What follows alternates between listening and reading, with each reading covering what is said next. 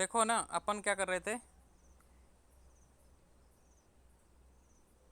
आयुर्वेदा इतिहास कर रहे थे। 25 पहला पॉइंट अपन ने क्लियर कर लिया था पहली क्लास में।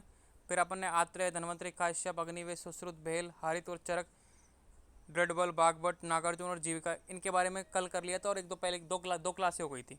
अब करेंगे introduction of the commentary of the classical संहिता।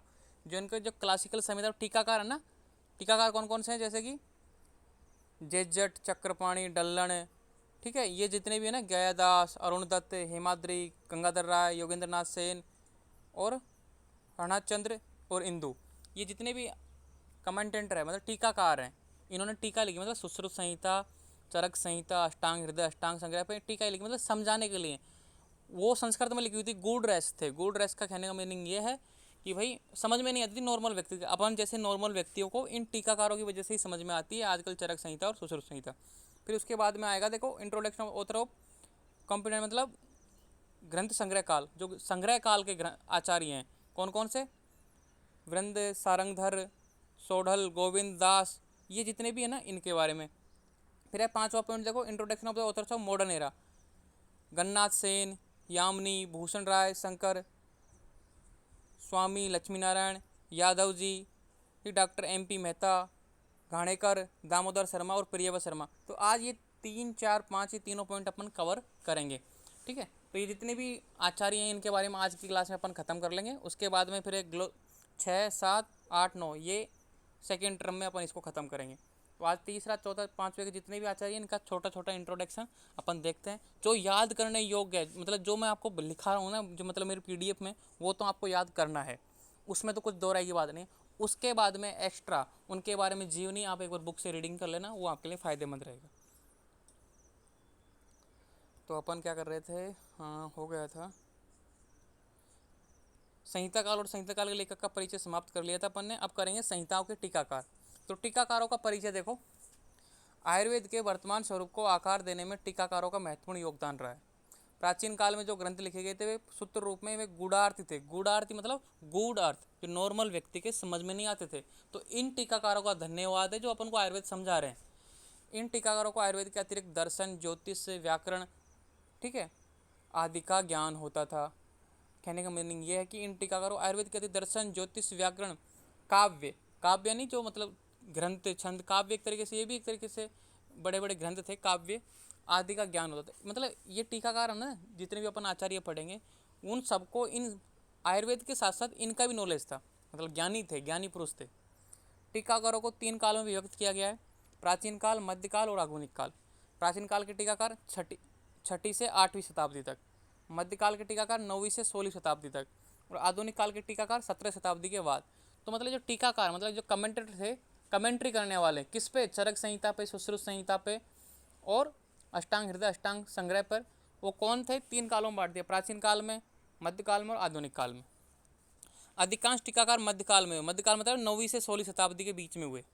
मध्यकाल को संग्रह काल भी कहा जाता है। क्वेश्चन आता है कि मध्यकाल को क्या बोला जाता है, मध्यकाल को संग्रह काल भी बोला जाता है। संग्रह काल का मीनिंग ये है कि जो चरक संहिता, सुश्रुत संहिता, इनका संग्रह किया गया था, इकट्ठा किया गया था। जो गायब हो गई थी इनको मतलब इकट्ठा किया था, लोगों ने ढूंढा था, भाई ये चरक संहिता के 2 पन्ने यहाँ पे हैं, 3 पन्ने वहाँ पे, सुश्रुत संहिता के वहाँ पे, मतलब संग्रह काल, एक तरीके से संग्रह भी किया था, आयुर्वेद को एक तरीके से संकलित किया। अब है पहला आचार्य भट्टार हरिश्चंद्र आ जाता है। तो जो जितना याद करने योग्य है वो तो याद करना ही है, जितना मैंने PDF में लिखा वो आपको याद करना है। देखो हिस्ट्री है, याद करना ही पड़ेगा। था थे थी चलता है इसमें, जैसे राजा था, उसके पिता का नाम था, ये इसने ये काम किया था, वही है। 6ठी शताब्दी मतलब 600 ईस्वी, वाघभट्ट के समकालीन, वाघभट्ट के समान के टाइम के आचार्य हैं कौन से, भट्टार हरिश्चंद्र। गद्य कवि के रूप में प्रसिद्ध, ये बड़े बड़े गद्य लिखते थे श्लोकों के, गद्य कवि के रूप में, कि मैडम जो गद्य लिखते हैं ना, गद्य और पद्य दो आते हैं ना, गद्य और पद्य, मतलब एक तरीके से गद्य कवि ये लिखते थे, मतलब एक तरीके से गद्य के रूप में लिखते लगातार कंटिन्यूसली, गद्य कवि के रूप में प्रसिद्ध। भट्टार हरिश्चंद्र से ने 40 तंत्र युक्ति मानी।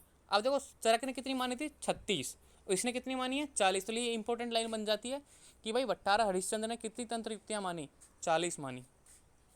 भट्टार हरिश्चंद्र ने चरकनाश नामक चरक संहिता पर व्याख्या लिखी।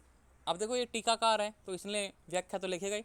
तो चरक न्यास नाम की, क्वेश्चन आएगा, चरक न्यास नाम की टीका किसने लिखी, भट्टार हरिश्चंद्र ने किस पे लिखी? चरक संहिता पर। ये सूर्य पूजक थे, मतलब भगवान सूर्य की पूजा करते थे। अब ये याद करने की सारी चीज़ें, इसमें कुछ समझाने को नहीं है, बस किया था तो किया था, पढ़ते जाओ। अब है चक्रपाणी, 11वीं शताब्दी इसका टाइम था, मतलब जो इनका जन्म मरण का टाइम था 11वीं शताब्दी था। चरक संहिता और सुश्रुत संहिता पर व्याख्या लिखने के कारण इन्हें चरक चतुरान और सुश्रुत सहसन्नान, देखो चरक संहिता और सुश्रुत संहिता दोनों पर टीका लिखी किसने? आचार्य चक्रपाणी ने। और इन्हें चरक चतुरान बोला जाता था और सुश्रुत संपन्न, ये क्या, हाँ संयन, सुश्रुत सहसंयन बोला जाता था। नामक उपाधि से विभूषित, मतलब ऐसी उपाधि मिली है कि चरक चतुरान कौन है? चक्रपाणी। और सुश्रुत सह संचयन कौन है? चक्रपाणी। चरक संहिता पर आयुर्वेद दीपिका और सुश्रुत संहिता पर भानुमति नामक व्याख्या लिखी। तो जो कमेंट टीका लिखी उनका नाम क्या लिखा? आयुर्वेद दीपिका किसकी थी? चरक संहिता पर। और सुश्रुत संहिता पर जो लिखी उसका क्या नाम था? भानुमति। ये याद करनी है, इंपॉर्टेंट है ये चक्रपाणी का, ठीक है। इन्होंने चक्रदत्त, द्रवगुण संग्रह, शब्द चंद्रिका, व्याकरण तत्व चंद्रिका, सर्वसार संग्रह नामक ग्रंथ भी लिखे। अन्य ग्रंथों के नाम बताएं कि भाई इन्होंने ये ग्रंथ भी लिखे हैं कि चक्रदत्त, द्रवगुण संग्रह, शब्द चंद्रिका, व्याकरण तत्व चंद्रिका, सर्वसार संग्रह। देखो इन्होंने अपने हर नाम दिया है, चक्रदत्त, चंद्रिका, चंद्रिका, क्योंकि चक्रपाणी, ताकि लोगों को पता रहेगी ये मैंने लिखी है। आचार्य अपना नाम फेमस करना चाहते थे, तभी तो बोलते ना कि प्रसिद्धि सभी पाना चाहते थे, पुराने ज़माने से लोग प्रसिद्धि पाना चाहते थे, तो वही चलती आ रही है। बंगाल के लोद्रवली कुल में उत्पन्न, बंगाल में जो अपना पश्चिम बंगाल है ना, उसके कौन से कुल में हुए थे? लोद्रवली कुल में ये उत्पन्न हुए थे। अब बाकी की जो डिटेल्स हैं, जो आप लिखना चाहते हो एक्स्ट्रा, कि ये बहुत बड़े ज्ञानी थे, संस्कृत के प्रधान पंडित थे, जो भी आपको लिखना चाहिए आप बढ़ा चढ़ा के लिख सकते हो, लेकिन ये आपको याद होना चाहिए, ये इंपॉर्टेंट है। टल्लन देखो अगला, 12वीं शताब्दी, मथुरा के समीप अकोला के निवासी थे। जो मथुरा यूपी में है ना, वहाँ पे एक स्थान है अकोला, उसके निवासी थे टल्लन। सुश्रुत संहिता पर निबंध संग्रह लिखी इन्होंने। तो इनकी टीका का नाम क्या था? निबंध संग्रह। किस पे लिखी? सुश्रुत संहिता पर।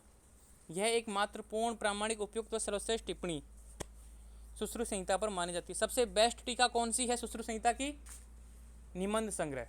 वो किसने लिखी? टल्लन ने। तो क्वेश्चन आएगा सबसे बेस्ट टीका का नाम लिखो, सबसे अच्छी कौन सी है? निबंध संग्रह, ठीक है। अब देखो गयादास, इसको गयादास भी बोलते हो, गयदास भी बोलते हैं बहुत से, गई भी बोलते हैं। देखो टल्लन ने गयदास को गई भी बोला था, तो कई नाम इसके, गयादास, गईदास, गई। गयादास चंद्रिकाकार के रूप में प्रसिद्ध हैं। चंद्रिकाकार, इनका एक नई उपाधि मिली हुई है चंद्रिकाकार नाम से। चरक और सुश्रुत पर चंद्रिका व्याख्या लिखने के कारण क्यों मिली? क्योंकि इन्होंने चंद्रिका नाम की व्याख्या लिखी। किस पे? चरक पे भी लिखी और सुश्रुत पे लिखी। तो चरक संहिता पर लिखने पे क्या नाम है? चरक चंद्रिका। और सुश्रुत संहिता पर लिखी उसका क्या नाम है? न्याय चंद्रिका। दोनों में लास्ट में चंद्रिका था, इसलिए इनको चंद्रिकाकार बोला जाता है। और डल्लन ने इसको क्या बोला? गयदास भी, गयदास को गई भी बोला, गई भी कहा। अब जो मैंने लिखा है पीडीएफ में वो आपको रटना है, याद करना है, दो बस टीकाकारों के नाम याद करने हैं। अब है हेमाद्री, 13वीं शताब्दी का उत्तरार्ध या 14वीं शताब्दी का प्रारंभ, मतलब 13वीं शताब्दी के एंड में ये जन्मे थे, और या फिर 14वीं शताब्दी के शुरुआत में, ये ऐसा मतलब मानते हैं कि भाई 1395, 1401, 1402 उस समय के ये आचार्य हैं हेमाद्री। पिता कामदेव था, मतलब पिता का नाम कामदेव था। देवगिरी के निवासी थे ये। हेमाद्री ने अष्टांग हृदय पर आयुर्वेद रसायन नामक व्याख्या लिखी। आयुर्वेद रसायन मैंने लिखी थी ना, अष्टांग हृदय पे किसने लिखी? तो अष्टांग हृदय पर आयुर्वेद रसायन किसने लिखी? हेमाद्री ने। और हेमाद्री ने चतुर्वर्ग चिंतामणि नामक ग्रंथ भी लिखा। और एक और ग्रंथ लिखा है चतुर्वर्ग चिंतामणि, चतुर्वर्ग चिंतामणि। बस रटना है यार, इसमें मतलब मैं खुद ही पक जाता हूँ ये हिस्ट्री को देख के। अरुण दत्त, लेकिन बताना जरूरी है क्वेश्चन कैसे आते हैं। 13वीं शताब्दी, पिता का नाम मृगांक दत्त, ठीक है। अरुण दत्त ने अष्टांग हृदय पर सर्वांग सुंदरा नामक व्याख्या लिखी। तो ये जितनी भी व्याख्या लिखी ना, टीकाकार हैं, तो इन टीकाकारों का नाम, कौन सी टीका लिखी वो याद रखिए, और किस पे लिखी। 3 पॉइंट याद रखने होते हैं कि टीकाकार का नाम, कौन सी टीका लिखी और किस पर लिखी, ये 3 चीज़ इंपॉर्टेंट है। तो अष्टांग हृदय पर सर्वांग सुंदरा लिखी। आयुर्वेद के साथ साथ व्याकरण, साहित्य, अलंकार, छंद, दर्शन के विद्वान थे। जो अरुण दत्त थे ना, इनको सबकी नॉलेज आती थी। अब है गंगाधर राय, जन्म 1799 ईस्वी में। ये आता है इंपॉर्टेंट ये, क्योंकि गंगाधर मॉडर्न एरिया के थे, मतलब आधुनिक काल के टीकाकार हैं ये। जन्म 1799 ईस्वी में, मृत्यु 1855 ईस्वी में, 18वीं शताब्दी में, मतलब एक तरीके से इनका जन्म मरण था। चरक संहिता की टीका जल्प कल्प तरु लिखी। तो चरक संहिता पर कौन सी टीका लिखी? जल्प कल्प तरु। गंगाधर राय का जन्म मुर्शिदाबाद, बंगाल में हुआ। बंगाल मतलब पश्चिम बंगाल। जन्म बंगाल में हुआ। गंगाधर वंश गौरव नाम से प्रसिद्ध है, इनका नाम वंश गौरव नाम से प्रसिद्ध थे, मतलब इनको वंश गौरव नाम से भी जानते थे। इनके द्वारा टोटल 76 ग्रंथ लिखे गए। देखो अभी की बात है 1799 से 1855, जब अपना देश मतलब ईस्ट इंडिया कंपनी की गुलामी में आया ही था, तब देखो इन्होंने 76 ग्रंथ लिखे थे। इनके द्वारा लिखे गए प्रमुख ग्रंथ है वैशज्य रामायण, ठीक है, मृत्युंजय संहिता, नाड़ी परीक्षा, आयुर्वेद संग्रह, आग्नेय आयुर्वेद व्याख्या, प्रयोग, चंद्र परिभाषा और आरोग्य श्रोतम। ये इनके ग्रंथों के नाम है। क्षेत्रों में से मैंने 4-5 लिखे हैं ताकि आप लिख सको एग्जाम में। गंगाधर राय का आएगा भाई जीवन परिचय लिखो, क्या योगदान आयुर्वेद में, तो ये आपको लिखना है। अब देखो योगेंद्र नाथ सेन, जन्म 1871 ईस्वी में, मृत्यु 1918 सही है। कलकत्ता में जन्मे थे। आयुर्वेद ज्ञान पिता से प्राप्त किया, आयुर्वेद ज्ञान पिता से प्राप्त किया। और पिता का नाम क्या था? कविराज द्वारकानाथ सेन, क्योंकि सेन है ना लास्ट में, तो कविराज द्वारकानाथ सेन थे। किसके? योगेंद्र नाथ सेन के पिताजी द्वारकानाथ सेन थे। चरक संहिता पर चरकोप्स्कार नामक व्याख्या लिखी। चरकोप्स्कार, ठीक है, याद रखना, ये इंपॉर्टेंट है। तो कौन सी व्याख्या लिखी, किस पे लिखी और किसने लिखी, 3 चीज़ इंपॉर्टेंट है। और जन्म का टाइम और मृत्यु का टाइम, मतलब कौन सी शताब्दी से रिलेटेड करते हैं। ये 4 पॉइंट अगर याद है आपको तो आप कुछ भी लिख सकते हो। फिर इंदु 13वीं शताब्दी, कश्मीर के निवासी, मतलब कश्मीर आजकल जो इंडिया में कश्मीर है ना, वहाँ के निवासी थे। इंदु ने अष्टांग संग्रह पर शशि लेखा नामक व्याख्या लिखी। अष्टांग हृदय पर इंदुमती लेखा लिखी। देखो अष्टांग संग्रह पर तो शशि लेखा है और अष्टांग हृदय पर इंदुमती, तो नाम कन्फ्यूज मत होना। अष्टांग संग्रह शशि लेखा और अष्टांग हृदय इंदुमती लेखा, ठीक है। तो अष्टांग हृदय मतलब जो छोटी बुक है ना, उस पर तो खुद के नाम से दिया इंदुमती, और अष्टांग संग्रह शशि लेखा। पता नहीं शशि किसका नाम था, परिवार में किसी का नाम होगा, मदर का नाम होगा या फैमिली में कोई प्रिय का नाम होगा, उसके आधार पर इसने नाम दे दिया। अब है सारंगधर, 13वीं शताब्दी के पूर्वार्ध, मतलब 13वीं शताब्दी जब स्टार्ट हुई थी तब इनका जन्म हुआ था, वो काल है। पिता का नाम दामोदर है। सारंगर संहिता नामक ग्रंथ लिखा, इन्होंने एक संहिता लिखी पूरी अपनी खुद की, सारंगधर संहिता। 3 खंडों में विभाजित है ये, इसमें 32 अध्याय हैं और 2600 श्लोक हैं। राशि भेद से ऋतुओं का विभाजन किया, बोलते हैं ना कि भाई इस समय जन्म हुआ तो इसकी ये राशि है और इस समय ये ऋतु चल रही है। जैसे कि अगस्त और जुलाई में जन्म हुआ तो सिंह राशि है, सिंह राशि के अनुसार व्यक्ति का नाम होना चाहिए। तो राशियों के अनुसार इन्होंने ऋतुओं का विभाजन किया। नाड़ी परीक्षा का सर्वप्रथम वर्णन किसने किया? सारंगधर ने। जो नाड़ी परीक्षा करते हैं ना, वैद्य की नाड़ी परीक्षा, कि भाई वैद्य जी मेरी नाड़ी चेक करना, तो किसने सबसे पहले किसने प्रतिपादित किया? सारंगधर ने।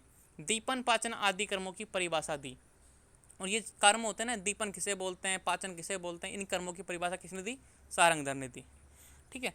तो ये थे। अब यहाँ पे लिखी है मैंने 2 सारणी फ्रॉम बुक और आधुनिक काल के लेखक। सारणी from book very very important. अब ये जो आगे आएंगी ना सारणी, ये बहुत ज़्यादा इंपॉर्टेंट है। अब देखो अन्य टीकाकार, अभी आपको याद, स्वामी कुमार 7वीं शताब्दी इनका काल था। चरक संहिता पर चरक पंजिका लिखी। चंद्रचंदन ने 10वीं शताब्दी में अष्टांग हृदय पर पदार्थ चंद्रिका लिखी। और शिवदास सेन ने 15वीं शताब्दी में, मतलब 15वीं शताब्दी मतलब इनका जन्म मरण का टाइम था, 100 साल होता ना एक शताब्दी, तो 15वीं शताब्दी में जन्मे, 15वीं शताब्दी में ये एक्सपायर हो गए, मतलब देव को प्राप्त हो गए। चरक संहिता पर तत्व प्रतिदीपिका टीका लिखी। अब ये देखो सारे, भट्टार, हरिश्चंद्र, जेजट, चक्रपाणी, डल्लन, ये निश्चल चटकार, विजय रक्षित और श्रीकंठदंत और गयादास, ये 3 मैंने नहीं बताए थे। तो निश्चल चर में 13वीं शताब्दी में क्या लिखी? चक्रदत्त पर रत्न प्रभा टीका, और विजय रक्षित ने माधव निदान पर मधुकोश टीका, और श्रीकंठ दंत ने माधव निदान पर मधुकोश टीका। इन देखो विजय रक्षित और श्रीकंठ मधुकोश टीका लिखी है, मधुकोश टीका दोनों ने, माधव निदान पर मधुकोश टीका, माधव निदान पर मधुकोश टीका। तो ये इंपॉर्टेंट है किसके लिए? और ये मधुकोश टीका आपके पास होनी चाहिए। आपके पास, ये मेरे पास नहीं है, मुझे कल क्या जिसकी ज़रूरत पड़ गई, कल के एक डाउट आया तो उसमें लिखा हुआ था माधव मधुकोश में, देखो माधव निदान पर मधुकोश टीका। तो ये बुक आपके मतलब जो रोग डायग्नोसिस करते हो ना, कि भाई कौन सा सबसे बेस्ट है, माधव निदान।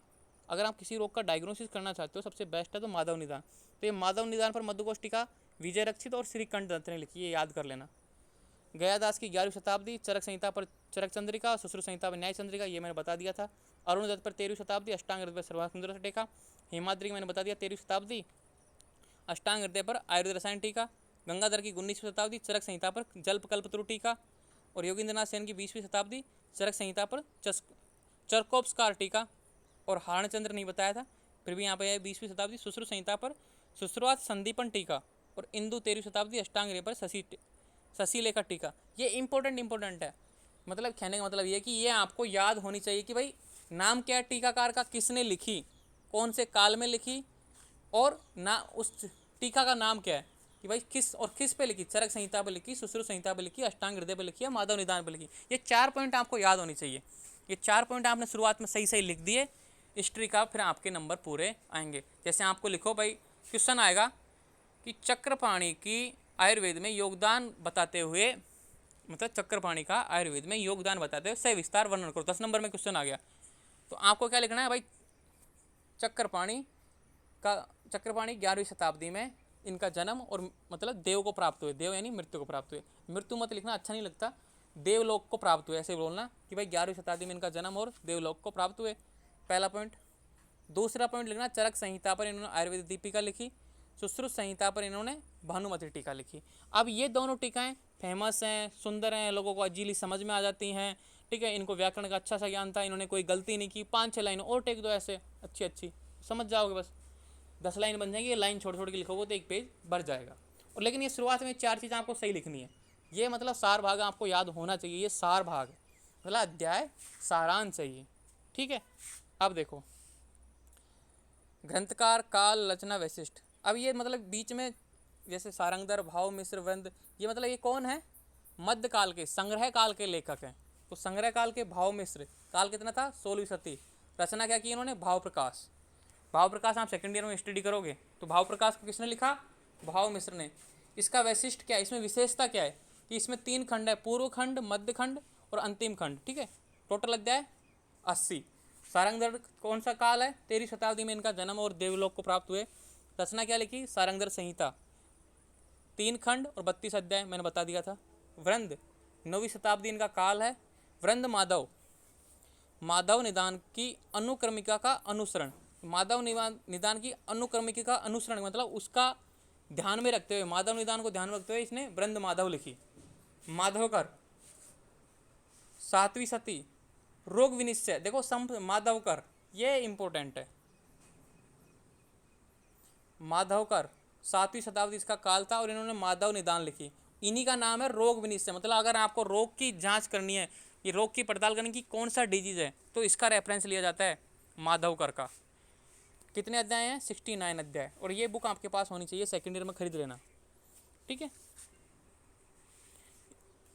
अब देखो सोडल 12वीं शती, सोडल निघंटु 27 वर्ग, मतलब 27 वर्गों में इसको विभाजित किया इस ग्रंथ को। गोविंद दास 18वीं शती, भैषज रत्नावली किसने लिखी, गोविंद दास। भैषज रत्नावली कब आएगी, सेकेंड ईयर में आप पढ़ोगे रसशास्त्र में, तो इसके भैषज रत्नावली के श्लोक आते हैं वहाँ पे।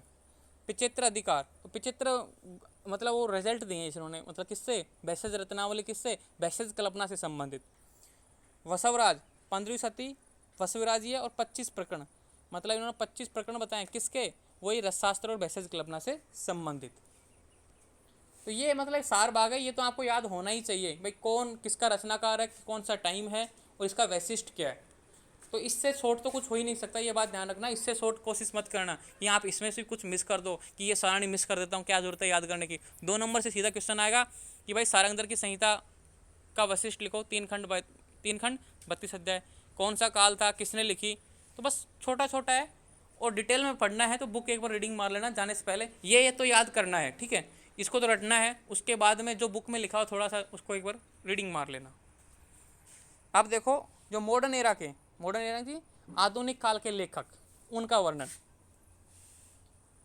कविराज गन्नाथ सेन 1877 में जन्मे, 1944 में देवलोक को प्राप्त हुए।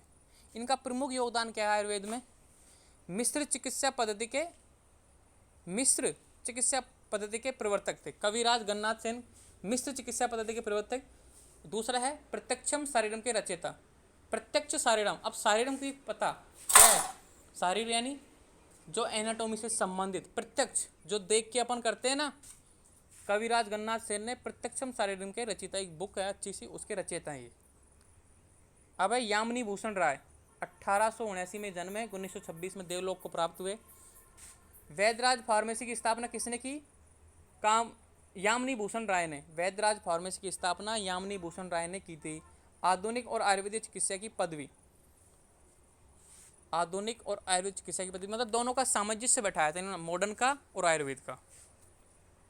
शंकरदास जी शास्त्री पदे 1867 और 1909 में, ये काल आपको याद रखना है, ठीक है, जन्म और मृत्यु टाइम, क्योंकि आधुनिक काल के हैं ये, तो आपको इनका याद रखना है।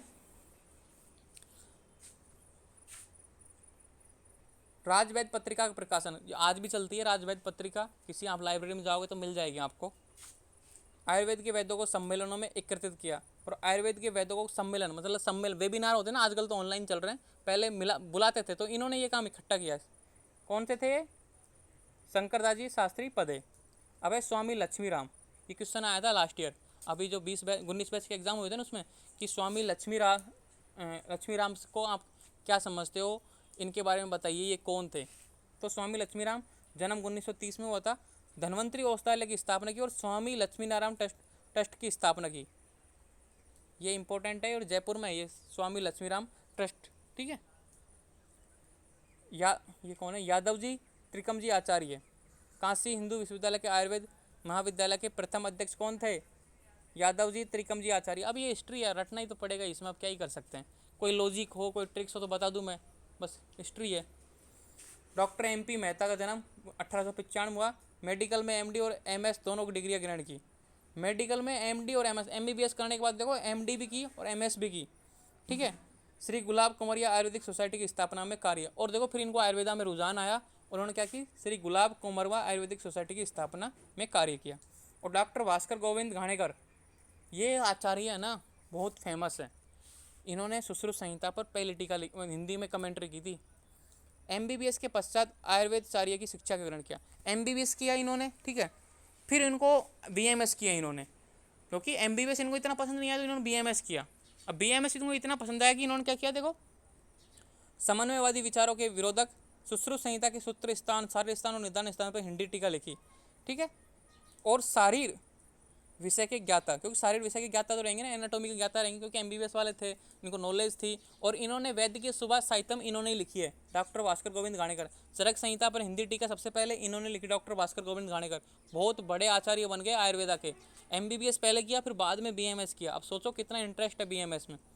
दामोदर शर्मा गौड़, नहीं, ये शारीरिक विषय की गाता दामोदर शर्मा गौड़ में आता है, दामोदर शर्मा गौड़ शारीरिक विषय की गाता है, ठीक है। अविनम शारीर के रचयिता, इनकी बुक का नाम है अविनम शारीरम। अब और आचार्य प्रियव्रत शर्मा, ये सेकंड ईयर में आप अच्छी तरीके से पढ़ोगे, पूरी बुक आती है, पार्ट 1 पार्ट 2, बहुत मोटी मोटी बुक है, और रेफरेंस बुक है। हमेशा रेफरेंस बुक का मीनिंग होता है कि जब भी कोई डाउट होता है तो इस आचार्य की बुक का योगदान लिया जाता है। आचार्य प्रियव्रत शर्मा, जन्म 1920, द्रवगुण विज्ञान के रचयिता और पुष्प आयुर्वेदा के रचयिता, कि मतलब ये दोनों बुक इन्होंने लिखी, और ये दोनों फेमस बुक हैं, रेफरेंस के तौर पर यूज की जाती है। ये मतलब ये बिल्कुल शॉर्ट है, इसको तो आपको याद करना ही है, इसमें से आप एक भी लाइन मिस नहीं कर सकते। इसके अलावा और भी एक बार अपनी जो बुक है हिस्ट्री की उसमें देख लेना, ठीक है, आपको समझ में आ जाएगा क्या लिखना है। क्वेश्चन आएगा कि कविराज गन्नाथ सेन का परिचय देते हुए आयुर्वेद में प्रमुख योगदान लिखो। क्वेश्चन आएगा दामोदर गौड़ शर्मा का परिचय देते हुए प्रमुख योगदान लिखिए, बस ऐसे आता है क्वेश्चन। और अपन ने देखे थे ना क्वेश्चन, जब पूरे कंबाइंड में क्वेश्चन किए थे तो बहुत सारे क्वेश्चन आए थे आयुर्वेद से संबंधित, हिस्ट्री से संबंधित, वो यही तो क्वेश्चन थे। अब जितने भी कमेंटेड थे वो सारे पूरे हो गए। देखो यहाँ पे आओ वापस, पहला हो गया था, दूसरा हो गया, तीसरा हो गया, चतुर्थ हो गया, पांचवा। अब है ग्लोबलाइजेशन ऑफ आयुर्वेदा, मतलब एक्सप्लेन ऑफ आयुर्वेदा, मिस्र, श्रीलंका एंड नेपाल और अदर कंट्री में भाई आयुर्वेद की क्या स्थिति है। तो यहाँ से स्टार्ट करेंगे कल, और ये कल अपन इसको पूरा कर देंगे शायद, ठीक है। National institute of Ayurveda Jaipur, IJTPR, faculty of BHU, Rajasthan Ayurveda university, Rajasthan Ayurveda Vidyapeeth, ये सब। Introduction national popular journal of Ayurveda, introduction of activity WHO TKDL, ये सब मैं कल करवा दूंगा आपको, है ना।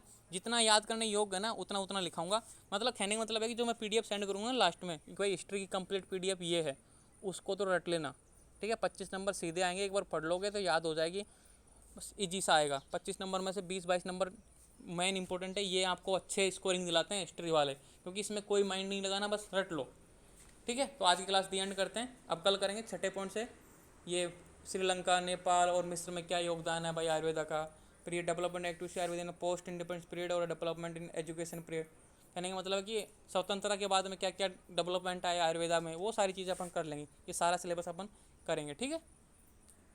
कहने का मतलब ये है मेरा कि जो PDF में है वो तो याद करना ही, ये सारणी आपको याद करनी है। इसके अलावा एक बार बुक और रीड कर लेना। मैं फिर से बोल रहा हूँ, आज से पहले नहीं बोला मैंने, जितने भी 7 चैप्टर पढ़ाए ना, बुक पढ़ने की नहीं बोला, लेकिन अब मैं ज़रूर बोल रहा हूँ, ठीक है। थैंक यू आज की क्लास के लिए।